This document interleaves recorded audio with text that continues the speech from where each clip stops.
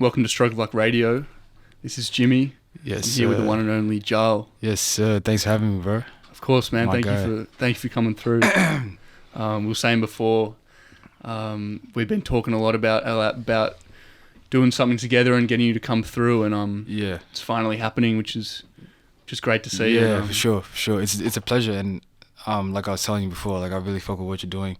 Sorry, I don't know if it's cussing. Of course. Yeah. Yeah, no, I really fuck with what you're doing, and like, you know, representing hip hop in an authentic way. So it's always something that's gonna resonate with me. You know what I mean? So yeah, I appreciate it, bro. Appreciate you for having me. Yeah, of course, man. How was the first headline show in Melbourne?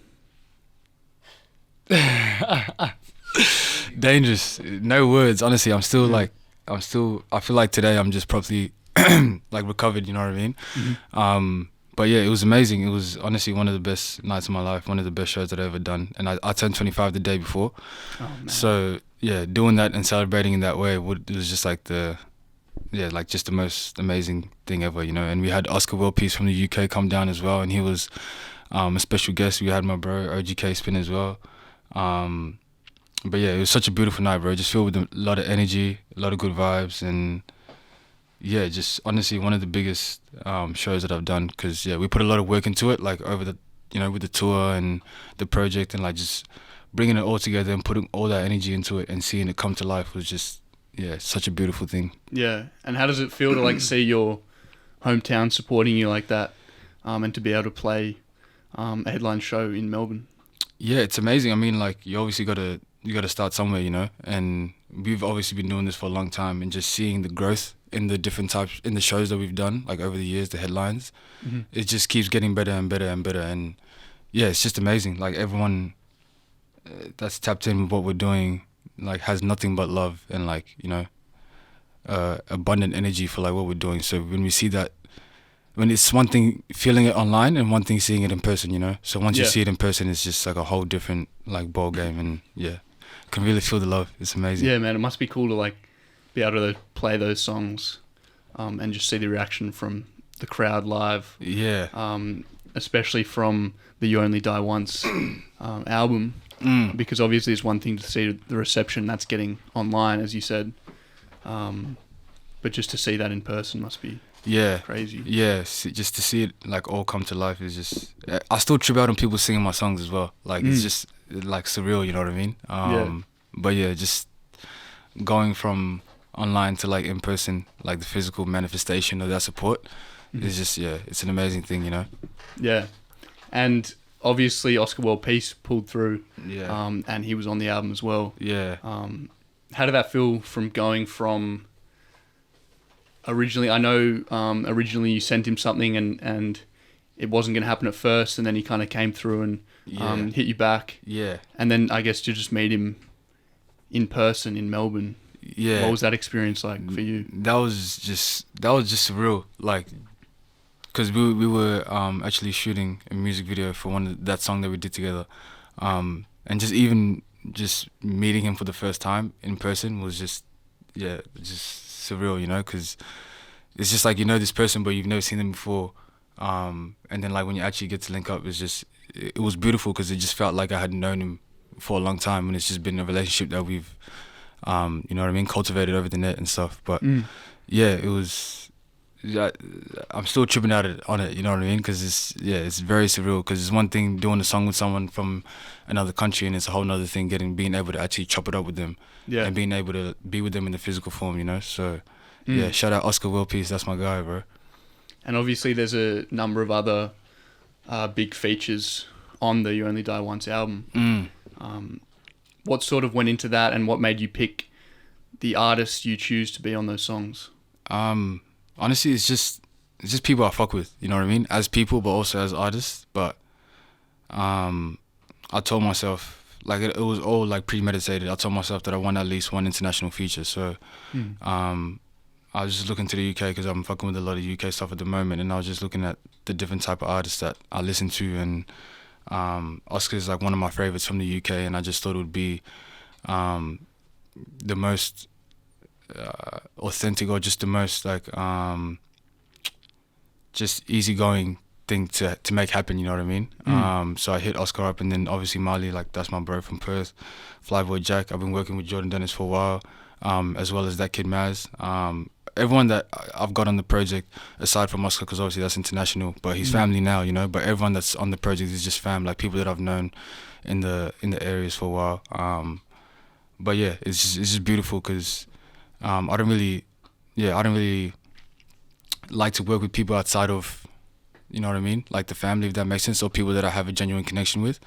So it's beautiful to be able to look back on it now and say that everyone that was on the project, that blessed the project, is people that I've had a relationship for time, you know. Yeah. But yeah. And I know someone who had a really important role in the album as well, and he's sitting next to you, OGK. Yeah, OGK.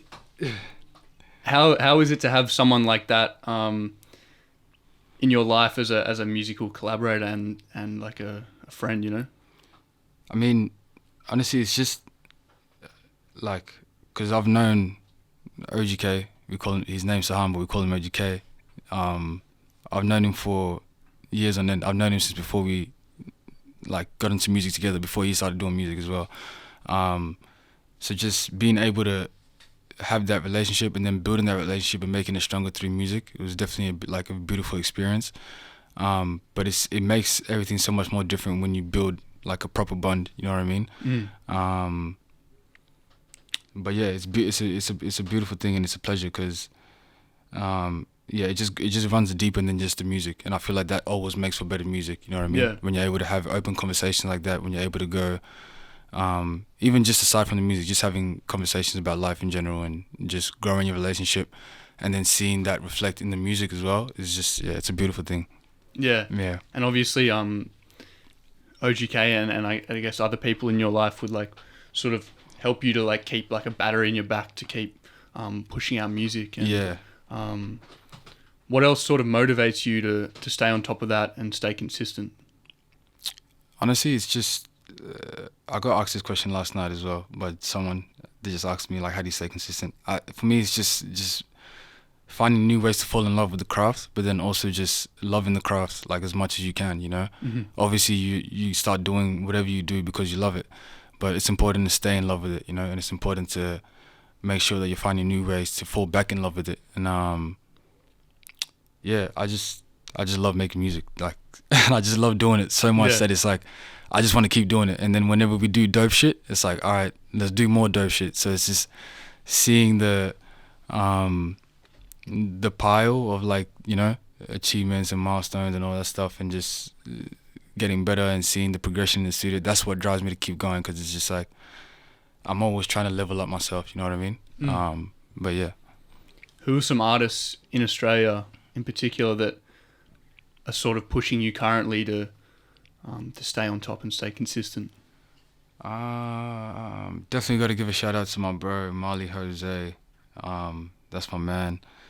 I really appreciate what he's doing with his craft, and I really appreciate how he's moving and, you know, how he's producing his music. I'm kind of going blank now. It's an on the spot question. Yeah, it is. There's a couple. Marley Jose.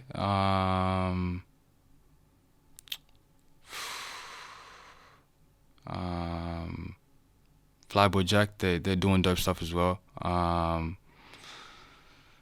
It's hard to think off the top of my head, but I'll just say those two for now. Yeah. But then also my brothers, obviously, like Deja. Shout out Deja.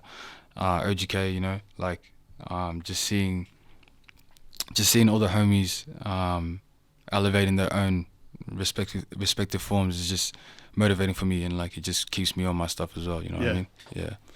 And tomorrow for the Sydney show, yes sir, you've got Joseph and Gabriel LCR opening for you. Yeah. And then obviously you're on at the Oxford Art Factory. Yeah. How are you feeling about that? Yeah, I'm gassed. Like after Saturday, after the show that we had in Melbourne, it's just like I'm just ready to get back on stage and to do it again, you know.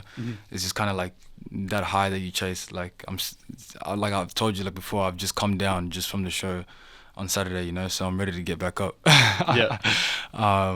But yeah, I'm looking forward to it, man. Gabriel was originally from Melbourne, so it's gonna be dope to chop it up with him because he lives in Sydney now. Oh yeah, And I haven't met Joseph, but I've been fucking with his music as well. So it's gonna be dope to link it up with him as well. And yeah, I'm just honestly, I'm just interested to see,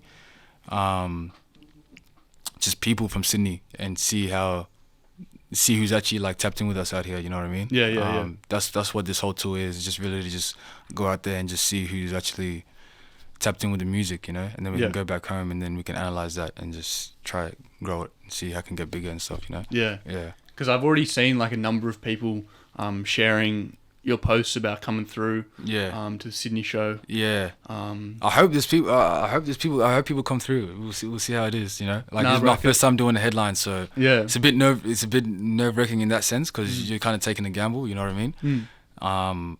But yeah, I hope people come through. Yeah, bro. I just feel like that, like, just from what I've spoken, I know, like, I remember when I had Solly on, I remember him instantly saying, like, I played a Jaal song and he was like, this guy right here, like, this is, he was like really, you know, like hyping it up and everything. I just feel like there'd be a lot of people in Sydney and across Australia and across the world that once they hear your stuff, like, yeah, I hope so. I mean, like, I guess that's what it is. Just once you got to just get out in front because people don't know what they're missing out on. You know what I mean? And obviously, like we were talking about before, like we need more platforms in the country and platforms kind of like just putting on the surface type stuff, but not necessarily going into the depths of Australian hip hop or just hip hop in Australia in general. So yeah, just once people obviously just see the different types of acts that there are out there, I feel like that's when people will start to realize, oh, okay, actually we got this person over here, we got this person over here. It's more than just what the industry is trying to push out. You know what I mean? Because there's a lot of different artists in the country, but people just don't get to know about them because they're not getting pushed like that. You know what I mean? Yeah. Which is a shame, but yeah, in due time, hopefully. Yeah, because I had Mammoth on a couple weeks ago, and he was just saying like how important it is for everyone in the scene that we're a part of now, just to like sort of try to collaborate and like work together in order to like push the scene as a whole. Otherwise it'll be hard for like the scene in Australia to really grow and flourish. It's important. I feel like community, even if you look at, I don't know if you really tapped into US music or UK music, but no matter where you look in the world, there's always a community and there's always people collaborating and building each other up, you know. It's never really a segregated or like separation between the different people, you know, because at the end of the day we're all colleagues, you know. So it's important to come together, so because how I look at it as well is like if one person's winning, it's a win for all of us, you know what I mean? Or if it's like, if you know, so yeah, it's important. Community is definitely important to come together, like to have more events, have more platforms, and just have more collaboration and just have less ego and more love, if that makes sense. Yeah, I think it's definitely important for the Australian scene to grow, for sure. Yeah. And you mentioned like some UK and US sort of people that have been pushing. Who are you listening to, like, out of those respective areas at the moment? Shit, that's another one that's there's just too much good music out there, you know? Yeah, I know. It's heaps of good music, but UK, obviously, you know, my bro Oscar Worldpeace, Rags Original, Nux. I've been fucking with Sam Rex a lot recently as well. In the US, I'd probably say, you know, Smino, Saba. I just got into this new band recently as well. They're called Cruiser. I don't know if you heard of them. Nah. Pretty low key, but they're sick. Zara Rashad. But yeah, I think you get the gist. Yeah.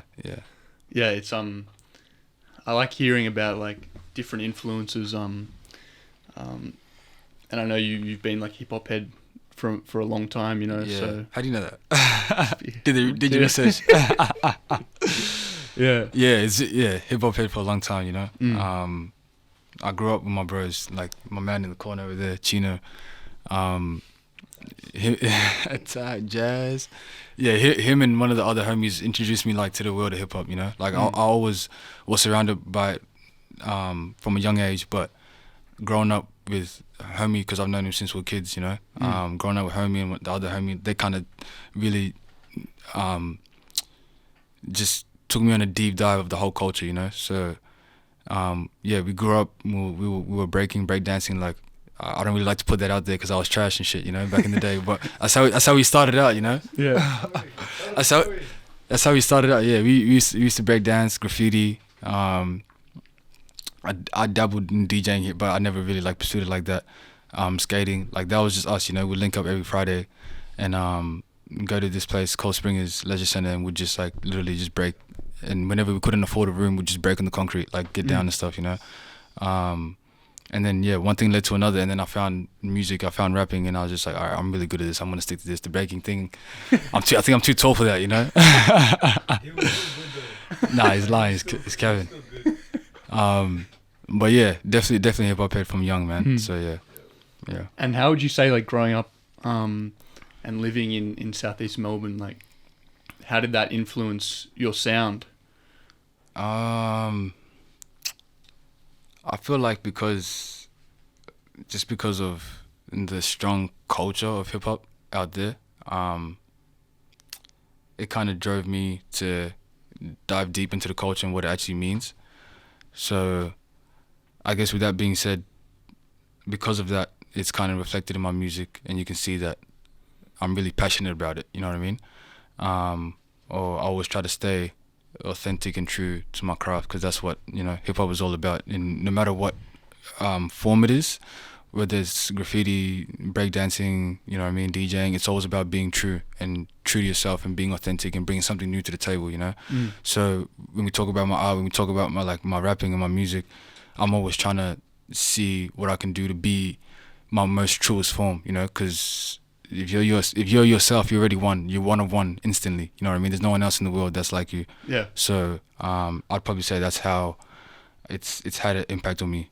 Growing up in the Southeast and just learning from people that were in the culture and, like, you know what I mean, and kind of looking at them and seeing what they did, and then taking that in and then learning for myself, and yeah, going forward from there. You know. Yeah. And I've got to ask this. I know it's one of those questions you probably get a lot, but what should we look forward to for Jaal coming up in the future? Is there anything you can speak on? Well, we're obviously on tour right now. We just did one of the craziest shows, and it's only February. We just did a show with the international, you know, special guest, which is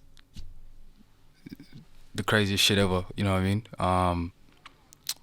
So it's definitely gonna be a high octane year, you know, because we're gonna have to match that energy for the rest of the year. You know, the momentum's like being set already. Yeah, so you got to keep riding it, you know.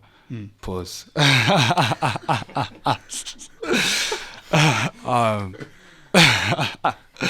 But yeah, I'm keen to get back home from tour and get back into the studio and make some new music.